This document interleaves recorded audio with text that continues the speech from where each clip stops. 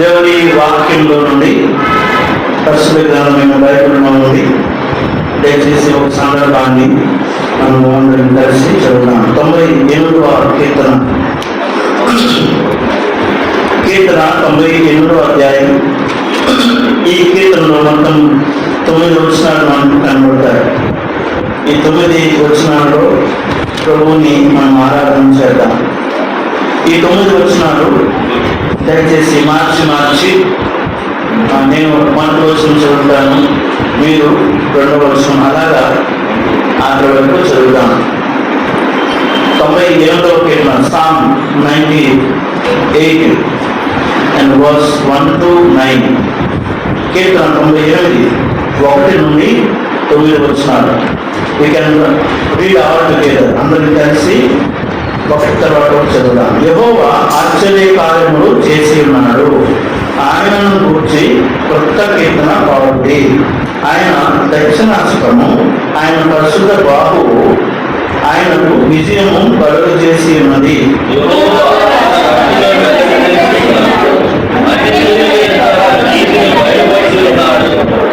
ఇశ్రాయేలు సంతతికి తాను చూపిన కృప విశ్వాస్యతలను ఆయన జ్ఞాపకం చేసుకుని ఉన్నాడు. భూదిగంత నివాసులందరూ మన దేవుడు కలుగు చేసిన రక్షణను చూసిరి.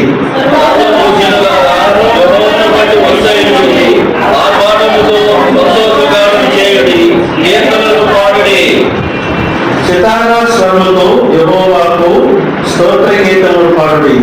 సితారా తీసుకుని సంగీత స్వరముతో గానము చేయుడి.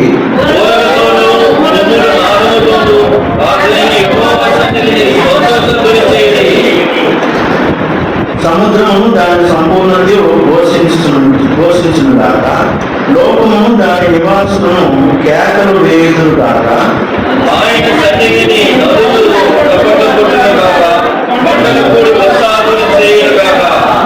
అందరికీ కలిసి చూడండి వచ్చిన భూమికి తీర్పు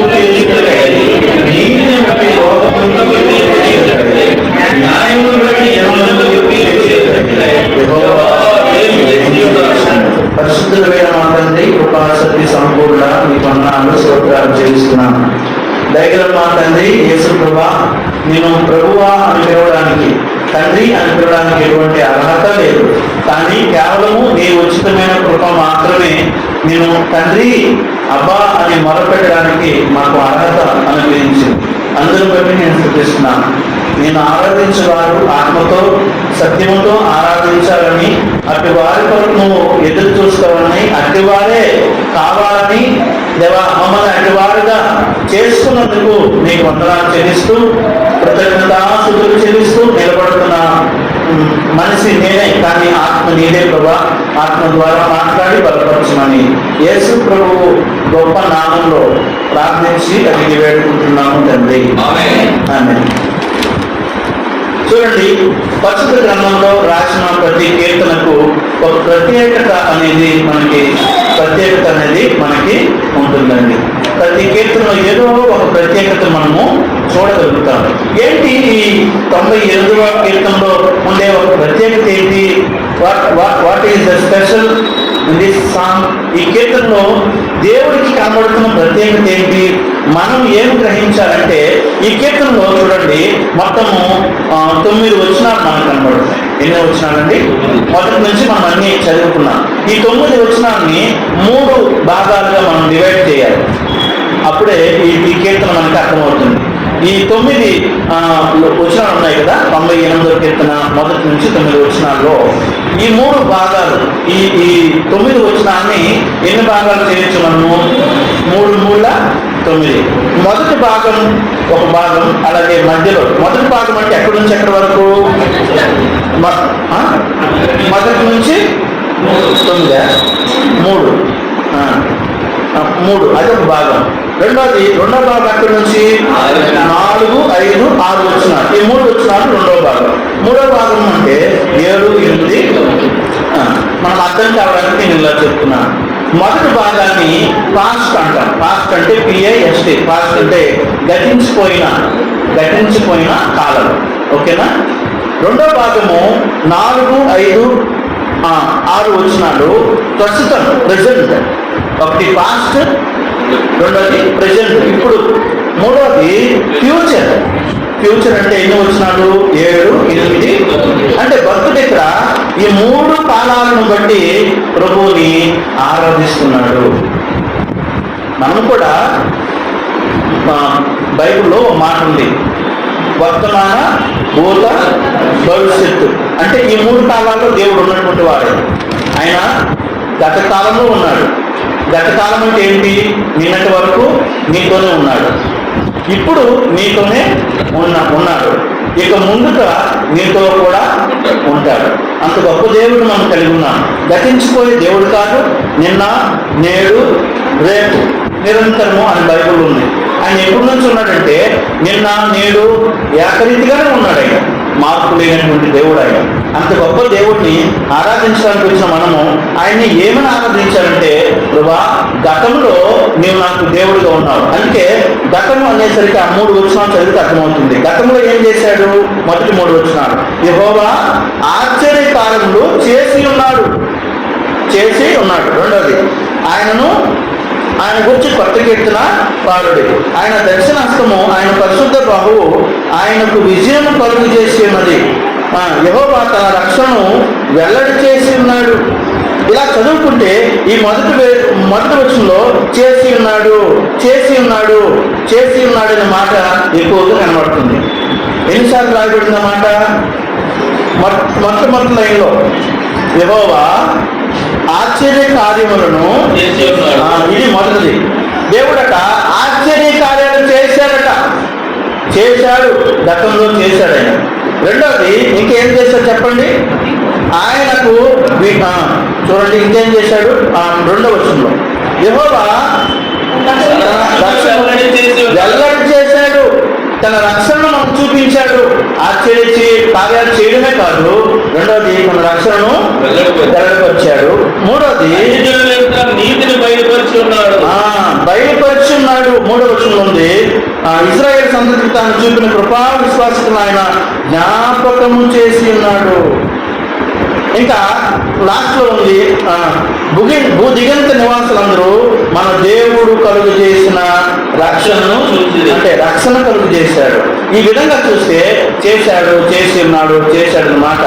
అది ఎప్పుడంటే గతించిపోయిన కాలం గురించి భక్తుడు ఎంతో స్పష్టంగా రాస్తున్నాడు. నిజమే, గతంలో దేవుడు నీకు రక్షణ ఇచ్చాడు కదా, నేను కలుగు చేశాడు, నీ జీవితంలో ఆశ్చర్యకార్యాలు చేశాడు. చేసిన వాటిని బట్టి మనము ఆరాధన చేయాలి. ద థింగ్స్ ఆఫ్ పాస్ట్ అంటారు. గతంలో చేసిన వాటిని ఏమంటారు? The things of past. గతించిపోయే కాలంలో దేవుడు ఎన్నో ఆశ్చర్యకార్యాలు చేశాడు. 1 కాదు, 2 కాదు. నిజమే, గతించిపోయిన కాలంలో కూడా ఆయన దేవుడే. ఇప్పుడు భక్తుడు రెండోది అంటున్నాడు. రెండోది ఎలా చేశాడు? రెండవది అంటే ప్రజెంట్, పాస్ట్ అయిపోయింది. గతంలో దేవుడు ఏం చేశాడు చూసుకున్నాం. రెండోది ప్రజెంట్, ఇప్పుడు ఏం చేస్తున్నాడు? 4వ వచనం, సర్వభూజనులారా యెహోవాను బట్టి ఉత్సాహించుడి, ఆర్భాటముతో సంతోషగానం చేయుడి, కీర్తనలు పాడుడి, సితారా స్వరముతో యెహోవాకు స్తోత్ర గీతములు పాడుడి, సితారా తీసుకొని సంగీత స్వరముతో గానము చేయుడి, ఊరలతోనూ దుమ్ముల నాదముతోనూ రాజైన యెహోవా సన్నిధిని సంతోషధ్వని చేయుడి. ఇది ఈ 3 వచనాల్లో ఏం కనబడుతుంది? చేయండి అన్నమాట. అంటే ప్రజెంట్ మనం ఏం చేయాలి? ఆయన ఆరాధన చేయాలి. గతించిన కాలంలో దేవుడు చేసిన కార్యాలను జ్ఞాపకం చేసుకుంటూ వాటిని బట్టి మనం ఇప్పుడు అంటున్నాడు భక్తుడు, ప్రజెంట్ నువ్వు చేయాల్సింది ఏంటంటే ఆరాధన చేయాలి. ఇంకా చాలా విషయాలు ఉన్నాయి ఇందులో వివరించడానికి. సితారతోనూ యెహోవాకు స్తోత్రగీతము పాడుడి, సితార తీసుకుని సంగీత స్వరంతో గానము చేయుడి. ఈ 3 వచనాల్లో చేయండి. ఏం చేయాలి? ఆరాధన చేయాలి. ప్రభువుని గణపరచండి, ప్రభువుని స్తుతించండి. యెహోవాను స్తుతించుట మంచిది కనుక గతించి కాలంలో ఆరాధించాడు భక్తుడు, ప్రజెంట్ కూడా ఆరాధన చేయమంటున్నాడు. దావీదు ద్వారా మనకి కొన్ని పాఠాలు నేర్చుకోవచ్చు. దావీదు ఆరాధకుడే కాదండి, దావీదు ఆరాధకుడే కాదు, ఆరాధన నేర్పాడు దావీదు కదా. ఎక్కువగా ఆదివారం ఇస్తే ఈ కీర్తనలు ఎందుకు మనం ధ్యానిస్తామంటే చెప్పండి, ఇవి ఆరాధన స్తుతి కీర్తనలు, పాడుకోవలసిన కీర్తనలు. పాట అంటే ఆరాధన, గుర్తుపెట్టుకోండి. అనేక రకాల ఆరాధన ఉంటాయి. నిలబడి ఆరాధన చేసేది, పాట పాడి ఆరాధన చేసేది, వ్యక్తిగతంగా ఆరాధన చేసేది, అందరూ మాస్గా అందరూ కలిసి చేతులెత్తి ఆరాధన చేసేది ఉంది. మనకి ఇది అలవాటు. ఏంటిది? వ్యక్తిగతమైన ఆరాధన. కనుక దావీదు ఏం నేర్పిస్తాడంటే, దావీదంట తన ఇంట్లో ఉన్న ఇన్స్ట్రుమెంట్స్ ఉంటాయి కదా, ఏంటి డప్పు, డోలకు, తబలా, కీబోర్డు, వాటికి కూడా అంటాడు ఏమని చెప్పండి. దావీదు ఏమంటాడు? స్వరమండల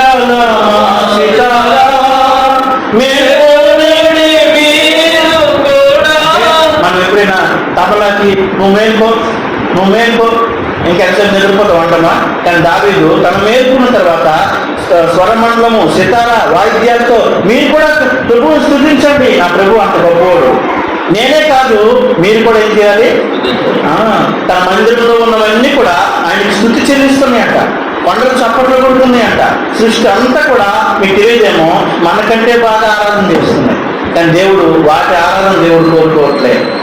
మంచి చిన్న హృదయంతో, మంచి హృదయంతో మన ఆరాధనపై ఆయన ఆశీనుడై ఉన్నాడు. ఎంత గొప్ప దేవుడు. అందుకే దావీదు ఆయన ఆరాధన చేయడమే కాదు, నేర్పిస్తున్న ఆరాధన. ఎవరికి చెప్తున్నాడు? తబలా లేకపోతే ఇన్స్ట్రుమెంట్స్ ఉన్నాయి కదా, అక్కడ ఉంది కదా, చదువుదాం. 98:5 వచ్చింది.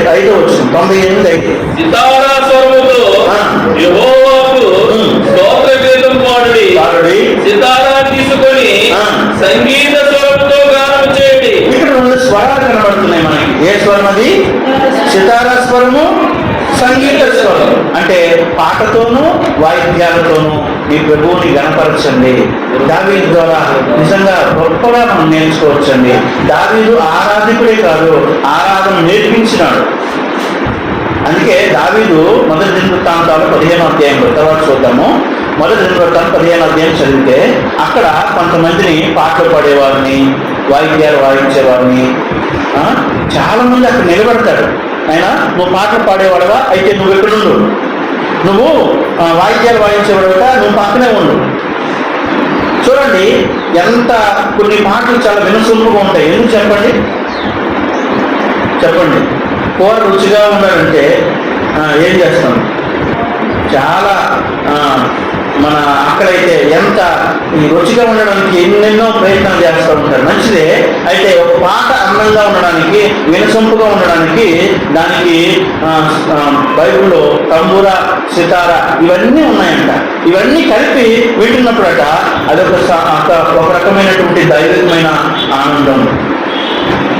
అందుకే దావీదు నేర్పిస్తున్నాడు, నేను ఆరాధన చేయడమే కాదు, ఇగో మీరు కూడా లేవండి, వేసుకుని లేవండి, ప్రభువుని ఆరాధించండి.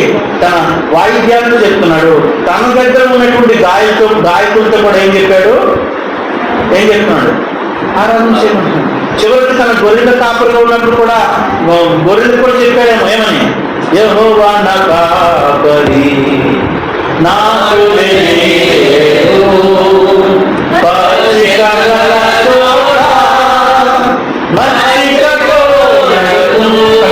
ఈ పాడుతుంటే గొర్రెలు కూడా ఏం చేస్తున్నాయి?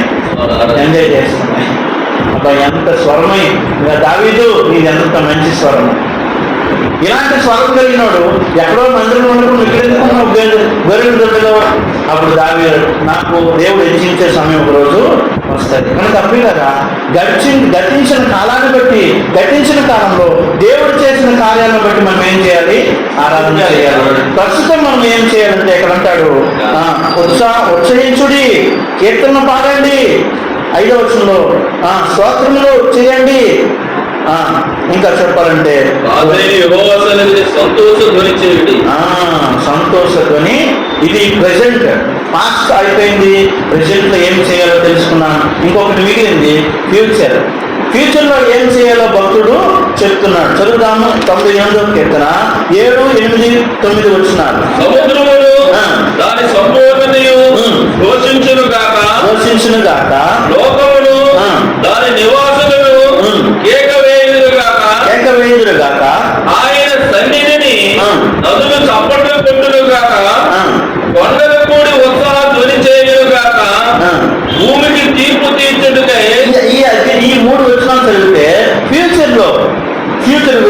చెప్తున్నాడు. భూమికి తీర్పు తీర్చుటకై నీతిని బట్టి, లోకములకు తీర్పు తీర్చుటకై న్యాయమును బట్టి, జనులకు తీర్పు తీర్చుటకై యెహోవా వేరు చేయుచున్నాడు. ఇది జరగాల్సినటువంటి కార్యాలు. ఇంకా నేను చెప్తున్నాడు, ఇక ముందున్న కాలం కూడా ఆరాధన చేయండి. కొండలారా చప్పట్లు కొట్టండి, ఆయన సన్నిధిని నదులు చప్పట్లు కొట్టునుగాక. మనం ఎప్పుడు అంటాము గాక అనే మాట ఎప్పుడు అంటాము? ఇది జరుగును గాక, ఇంకా జరగలేదు కాబట్టి జరగాలి కాబట్టి అవును గాక. ఆమెనంటే అర్థం తెలుసా? చెప్పండి. అవును గాక. నువ్వు ఆరాధన చేస్తుంటే పక్క వాళ్ళు అందరూ కలిసి ప్రార్థన చేసిన ఆరాధన చేసిన లాస్ట్ లో ఆమేన్ అన్నామంటే అది ఆరాధన ప్రభు విలును గాక, ప్రభు దగ్గరికి వెళ్ళును గాక అనే మాట జరిగించేది. కనుక ప్రభు ఆ దావీదు తన జీవితంలో ఈ 3 కాలాల్లో ప్రభువుని ఆరాధించే వ్యక్తిగా ఉన్నాడు. జరిగిపోయిన కాలాన్ని బట్టి ఆరాధిస్తున్నాడు, ప్రస్తుత కాలమును బట్టి ఆయన ఆరాధించగలుగుతున్నాడు. ఇంకా ఫ్యూచర్ గురించి కూడా మనం అనుకోవచ్చు, అదేంటండి ప్రస్తుత గురించి ఆరాధన చేయగలము కానీ రాబో కాలం గురించి ఎలా చేయగలము? రాబో కాలం గురించి ఎలా చేయగలమండి? చేయొచ్చా అంటే అవును చేయొచ్చు. ఒక చిన్న పిల్ల ఉంది, ఒక వాళ్ళ డాడీనంట వాచ్ అడిగిందంట. ఒక పాప తండ్రిని ఏమడిగింది? వాచ్ అడిగింది. వాచ్ వాళ్ళ డాడీ ఎప్పటికీ కొనిపెట్టలేదంట. అయితే డాడీ దగ్గరికి వచ్చి, డాడీ థ్యాంక్స్ డాడీ వాచ్ కొంటున్నందుకు అంటున్నాడు. రోజు ఏమంటుంది? ఇంకా కొనలా డాడీ, నేను అడిగిన వాచ్ ఇస్తున్నందుకు థ్యాంక్స్ డాడీ అని రోజు ఆ డాడీకి అదే మాట. ఏమంటుంది? డాడీ నువ్వు వాచ్ కొంటున్నందుకు, కొనలా ఇంకా కొంటున్నందుకు థ్యాంక్స్ డాడీ అంటుంటే ఆ డాడీ సిక్కేసిందండి. ఏమని? ఆ డాడీ అమ్మ ఇది కొనలేదు కదంటే, నువ్వు కొంటావు డాడీ నాకు ఎప్పటికైనా. ఎంత మంచిగా చూడండి. అంటే మన తండ్రికి కూడా ఆరాధన చేసినప్పుడు అన్నీ ఇస్తాడైనా. ఆరాధన ద్వారానే ఆరాధించట్లోనే అన్నీ సమకూర్చగలిగిన దేవుడు ఆయన. డాడీ నాకు అది ఇదొకటి మనం అడుగుతాం కానీ మనం ఏమనాలి? Simple technique. మీ డాడీని కొనేదనుకో ముందు థ్యాంక్స్ చెప్పాడు. ఏమని? డాడీ సైకిల్ అడిగాను కదా, నువ్వు ఇచ్చినందుకు ఇస్తున్నావు డాడీ, నువ్వు మంచిగా డాడీ అంటే ఆయనకి ఎలా ఉంటుంది చెప్పండి? ఖచ్చితంగా ఏదైనా నీకు తీసుకొని ఇస్తారు. మన డాడీ ఎవరు? మన తండ్రి ఎవరు? మన మరి శ్రేష్టమైన ఇస్తారు మనకు. అయితే ఆరాధనలోనే నిజంగానే నేను ఒక చిన్న విషయం చెప్తాను. ఒక ఆమె ఉంది, ఆమెకి చాలా సంబంధాలు చూశారు, మ్యాచింగ్స్, పెళ్లి కావట్లేదని చాలాసార్లు తిరిగి సంబంధాలు చూసి చివరికి 5 సంవత్సరాల వరకు సంబంధాలు మ్యాచింగ్ చూశారట. చూసి 5 సంవత్సరాల తర్వాత ఆమెకి వివాహము జరిగింది. ఇప్పుడు వివాహంలో చెప్పండి ఆరాధన చేయిస్తారు. గుర్తుందా మనకి? వివాహంలో ఎవరిని? పెళ్లి కొడుకుని పెళ్లి కూతుర్ని ఆరాధన చేయిస్తారు. కొంతమందికి ఆరాధన చేయడం ప్రార్థన చేస్తారు. అయితే ఆ అబ్బాయి సరిగ్గా చేశాడు లేదు కానీ అక్కడున్న ఆమె ఆరాధన చేస్తున్నది. ఏమని ఆరాధన చేస్తుంది తెలుసా?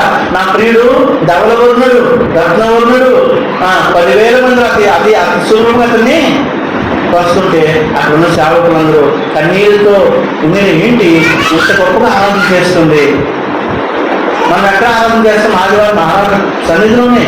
కానీ ఆమె వివాహంలో ఎందుకమ్మా ఆ సేవకుడు అడిగాడు లాస్ట్లో, అమ్మా ఎందుకంత భావంతో ఆరాధన చేశావంటే ఆ అన్నగట్ట 5 సంవత్సరాలు అయిందన్న నాకు వివాహం కాక, నేను బాగోడని, నేను సరిగ్గా ఉండనని, నా జీవితం బాగోలేదని ఎవరు నాకు వివాహం చేసుకోవడానికి రాలేదు.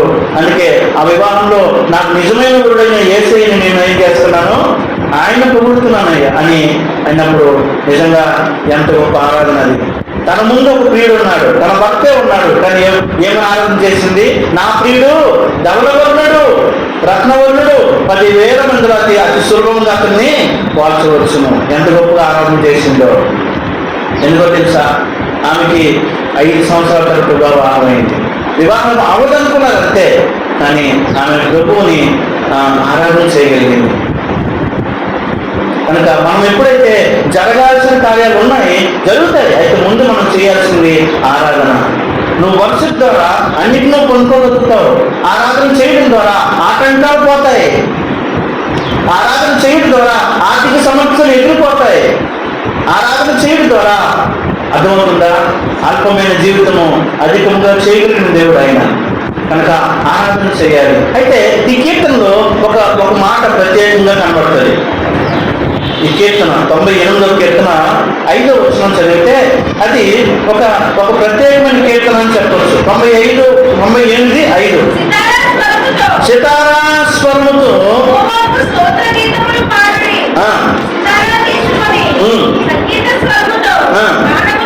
ఇక్కడ స్వరము అనే మాట కనబడుతుంది. వినండి జాగ్రత్త. స్వరము అనే మాట, ఇక్కడ స్వరము అనే మాటతో ఇప్పుడు మనము ఆరాధన చేయాలంటే మనకు ఉండాల్సింది ఏంటి? స్వరమే. కొంతమంది స్వరము ఉన్న స్వరము విఫలం, స్వరము గట్టిగా వాళ్ళు ఆరాధన చేయాలి. దేవుడు మనకు నోరించింది దేవుణ్ణి స్తుతించడానికి, దేవుణ్ణి ఆరాధన చేయడానికి. ఇక్కడ 2 స్వరాలు కనబడుతున్నాయి, సితార స్వరము, సంగీత స్వరం. అయితే ప్రభువును ఆరాధించడంలో ఎటువంటి స్వరంతో ఆరాధన చేయాలట? ఒక 5 స్వరాలు చెప్తాను, వినండి. ఎటువంటి స్వరాలతో ఆరాధించాలి అంటే, మొట్టమొదటి స్వరము చదువుదాము. కీర్తన 66వ అధ్యాయం, కీర్తన 66వ అధ్యాయము. దేవుడిని ఎటువంటి స్వరంతో నువ్వు ఆరాధన చేయాలి? 66వ కీర్తన 8వ వచనము.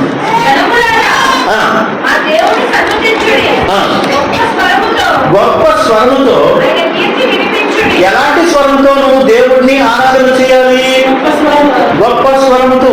ఇప్పుడు మన స్వరము ఎలాగా ఉండాలంటే ఆరాధించినప్పుడు గొప్పగా కనబడాలి.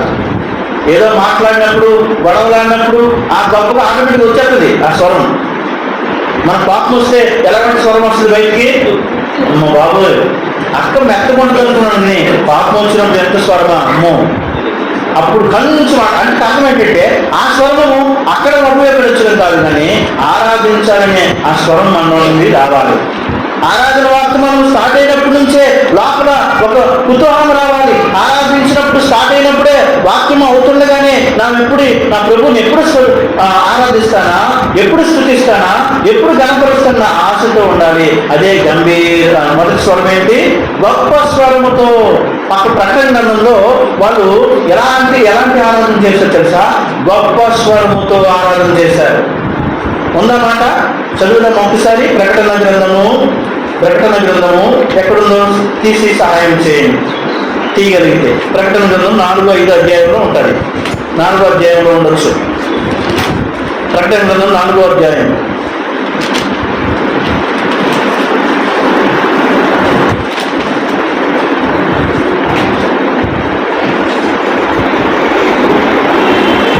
ఉందా? 5వ అధ్యాయం చూడనుకుని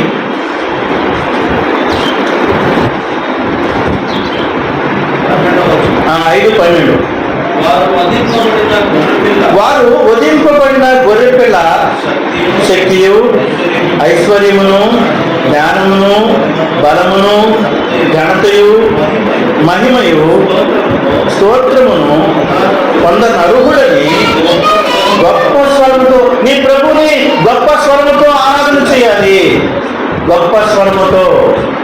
ఒక పాట ఉంది, పాట పరిశుద్ధుడు పరిశుద్ధుడు పరిశుద్ధుడు అని నిత్యము దూతలతో కొనియాడబడుచున్న నా యేసయ్యా వందనం ప్రభు వందనం.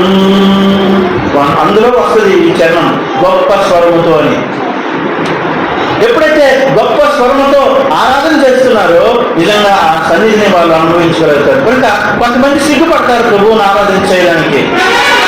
ఏం చేయాలంటే ఆరాధన చేసినప్పుడు మోకాళ్ళ మీదకి వచ్చి కళ్ళు మూసి ఎవరేమనుకుంటే నాకేంటి, నేను నా ప్రభువుని ఆరాధన చేస్తున్నాను, నా ప్రభువుని గణపరుస్తున్నానని గొప్ప స్వరముతో. చూడండి, యెషయా గ్రంథం 6వ అధ్యాయం 3వ వచనము. యెషయా గ్రంథము 6వ అధ్యాయం, book of Isaiah chapter 6 and verse 3.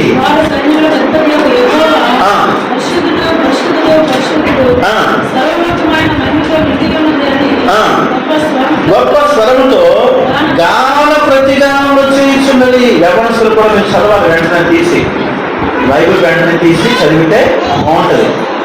గొప్ప స్వరములు ఏం చేశారట? గాన ప్రతిగానములు. గాన ప్రతిగానం అంటే ఏంటి?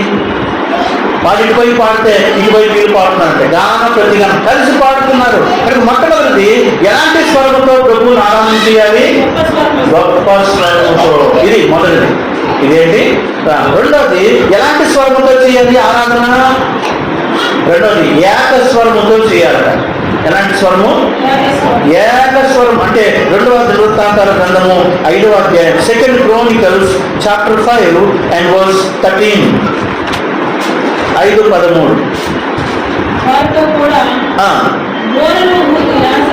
వారితో కూడా బూరలు ఊదు యాజకులు 120 మంది నిలిచిరి. బూరలు ఊదువారును పాఠకులను ఏక స్వరముతో. ఏ స్వరమది? రెండోది చెప్పాలా? ఏ స్వరము? ఏక స్వరముతో అందరూ. చూడండి, ఒక ఇద్దరు మాట్లాడితే చిన్న సౌండ్ వస్తుంది. ఏమొస్తుంది? చిన్న సౌండ్. ఇప్పుడు 10 మంది మాట్లాడితే ఒక సౌండ్ లో కొంచెం పైకి వెళ్తుంది. అదే 100 మంది సౌండ్ చేసి పాడితే, ఆరాధన చేస్తే ఎలా ఉంటుంది? దాన్ని ఏకస్వరము. మీకు తెలుసో తెలీదో, పాట పాడినప్పుడైనా ఆరాధన చేసినప్పుడైనా ఏకస్వరం అనేది మనకి స్వరంలో కలపాలి. మన స్వరంలో ఏమవ్వాలి? అందుకే పాటలు పాడినప్పుడు ఎక్కడ ఇబ్బంది అవుతుందంటే, ఈయనొక స్వరం అనుకో, నాదొక స్వరం అనుకో, ఆ స్వరం అంటే వెళ్ళిపోతుంది ఈ స్వరము. ఇప్పుడు వినడానికి కూడా కొంచెం ఇబ్బందిగానే ఉంటుంది. అర్థమవుతుందా? అర్థమవుతుందా లేదా? కనుక ఆ ప్రభువుని ఆరాధించినప్పుడు ఏకస్వరము. ఆ స్వరము చూడండి, ఒక ఆయన వచ్చాడు మొన్న, ఎక్కడో పాటలు పాడారు సేవకులు పాట పాడుతుంటే నేను అర్థం చేశాను. ఒక ఆయనేమో పాడుతున్నాడు, వెనకాల ఈయన రాగం తీస్తున్నాడు. ఫర్ ఎగ్జాంపుల్ ఒక పాట ఉందనుకోండి, దేవుణ్ణి స్తుతించుడి అన్నప్పుడు ఈ వ్యక్తి ఈ స్వరంలో కలపాలి కదా, కలపాలి లేదా? దేవుణ్ణి స్తుతించుడి అంటే ఈ పక్కన ఉన్న ఆయన అంత కలపకుండా స్తుతించుడి అంటున్నాడు. అని మంచి సైన్ కూడా స్టార్టింగ్ పాట పాడినప్పుడు పాట అంతా రాదు, లాస్ట్లోన ఈ అనేవాడు. అంటే దాన్ని ఏమంటారు? పాట కలపడం రాక ఇప్పుడు మంచి పాడుతుంది. పాట ఎత్తని వెంటనే ఆ పాట పాడడానికి సిద్ధపడుతుంది. అంటే ఏకస్వరం ఎప్పుడు వస్తుంది? ఏక హృదయం ఉన్నప్పుడు వస్తుంది. పొరపాటున ఎక్కడైనా ఏక హృదయం రాకపోతే పక్క పక్కనే ఉంటారు, కానీ ఈ పాడుతుంటే పాడేలే అన్నట్లుగా మనోడు అలా చూస్తుంటాడు. కానీ ఏకస్వరం అంటే పాట ఎత్తగానే వెంటనే కలపడం రావాలి. పాటను ఏం చేయాలి? కలపడం రావాలి. దాన్ని ఏకస్వరము. ఇక్కడ గాయకులు ఏం చేసుకోవడం దావీదంటే, గాయకులను సిద్ధపరిచి వాళ్ళని ఏకస్వరంతో పాడుతున్నారు. ఇది మనకు అవసరము. మొదటిది ఏ స్వరము? గొప్ప స్వరము. రెండోది కీర్తన 34:3 కూడా ఆ మాట మనం చూడవచ్చు. కీర్తన 34:3, Psalm 34:3. నాతో కూడి యెహోవాను గణపరచుడి. అబ్బాయి ఎంత మంచి మాట. మనందరం ఏకంగా కూడి ఏం చేయాలి? ఆయన నామమును గొప్ప చేయాలి. ఇక్కడ మనం ఎందుకు వచ్చాం ప్రభు దగ్గరికి? చెప్పండి, ఎందుకు వచ్చాం? దేవుడిని గొప్ప చేయడం. అందరం కలిసి ఇప్పుడు చెప్పండి, అందరం ఎలా దేవుడిని గొప్ప చేయొచ్చు? చెప్పండి అక్క. అందరం ఎలా దేవుడిని?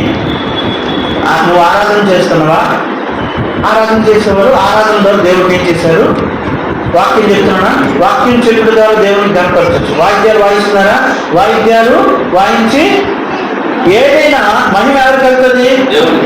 వడ్డించిన వాళ్ళు, వారి ద్వారా చాకులు వేసిన వాళ్ళు, పరిచయం చేసిన వాళ్ళు, ఏది చేసినా దేవుడికి మేము అంత భయమును. ఏమి చేసినను?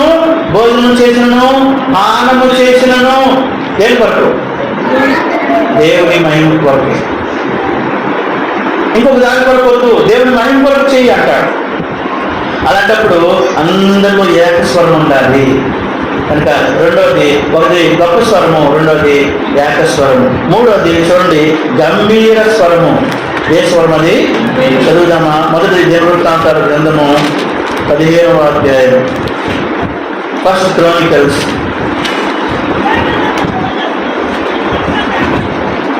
నేను ఇంగ్లీష్లో చెప్తాను కదా, తర్వాత అడుగుతాను.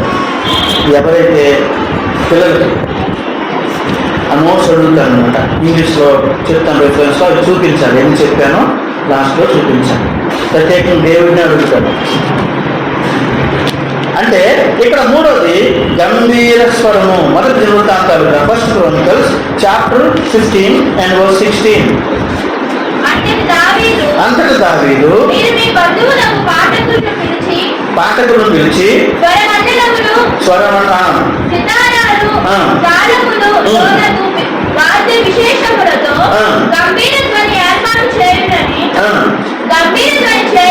గంభీర ధ్వని చేయుచు,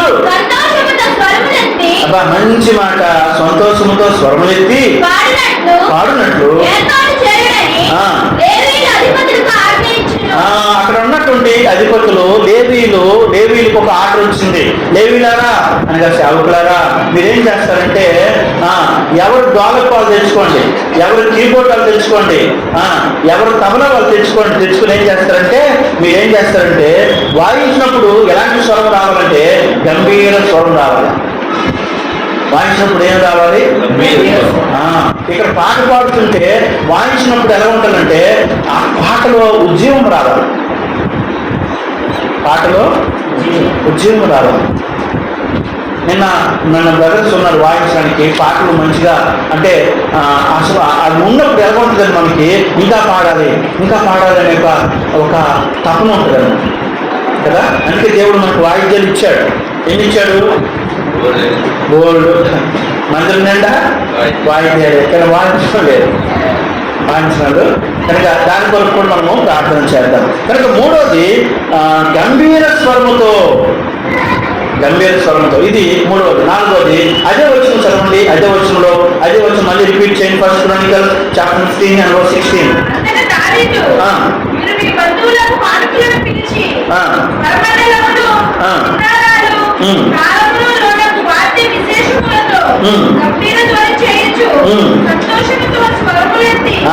నాలుగోది సంతోష స్వరము. ఏ స్వరం అండి? ఇప్పుడు ఎప్పుడు వస్తుంది ఈ సంతోష స్వరం చెప్పండి? సంతోష స్వరం ఎప్పుడు వస్తుంది? సంతోషం ఉన్నాను. మరి మనకి ఎప్పుడు సంతోషం వస్తుంది? ఎందుకే సంతోషంగా ఉన్నానా? ఆరాధన చేసినప్పుడు ఎలా చేయాలి? సంతోషంతో చేయాలి. సంతోషం ఉండాలా దేవుని సన్నిధిలో. దేవుని సన్నిధిలో సంతోషం ఉందా లేదా? కీర్తన 16:11 ఏం రాయబడింది చెప్పాలా? ఆయన సన్నిధిలో సంతోషము కీర్తన 16:11 నీ సన్నిధిలో సంపూర్ణ సంతోషం కలదు. కనుక దేవుడి సన్నిధికి వచ్చేసరికి మన బాధలు మర్చిపోవాలా. ఇంకా ఇక్కడికి వచ్చిన తర్వాత అక్కడ ఏదో అయిపోయింది, అక్కడ ఉంది ఇంకే అంటే సగం మైండ్తో రాకూడదు. ఈ బాధలన్నీ మర్చిపోయి ప్రభు దగ్గరికి వచ్చి ఏం చేయాలా? ఇది నిజమండి, ఇది అనుభవంలోకి రావాలి మనం. ఇక్కడ వచ్చిన తర్వాత కూడా అదే ఆలోచన అయితే ఇక్కడ బాడీ మాత్రమే ఉంటుంది, ఆత్మ మైండ్ అంతా తిరిగేట్టు మొత్తం అది కదా తెలవు కదా. కానీ బాడీ ప్రెజెంట్ మైండ్ ఆప్షన్ ఉండకూడదు. ఖచ్చితంగా నీ బాడీ ఇక్కడే ఉండాలి, నీ ప్రాణము ఆత్మ దేహము మూడు కూడా ఉండాలి. కొంతమంది కేవలం బాడీ తీసుకొస్తారు, వాళ్ళ మనసు తీసుకురారు. ఎక్కడెక్కడో తిరుగుతుండదు.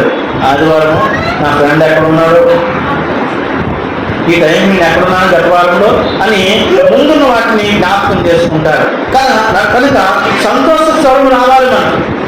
సంతోష స్వరం. ఏ స్వరం అది? నీ ప్రభువుని ఆరాధించినప్పుడు ఏదో దుఃఖముతో ఆరాధించకండి. దుఃఖముతో నెహమ్యా గ్రంథము 8వ అధ్యాయం చదువుదాం ఒకసారి అన్నమాట. Nehemiah 8:10. Book of Nehemiah chapter 8 and verse 10. Nehemiah 8:10. ఇట్లా నేను పదండి రొవ్విన మాంసం భక్షించండి, మధురమైన దాన్ని పానం చేయండి.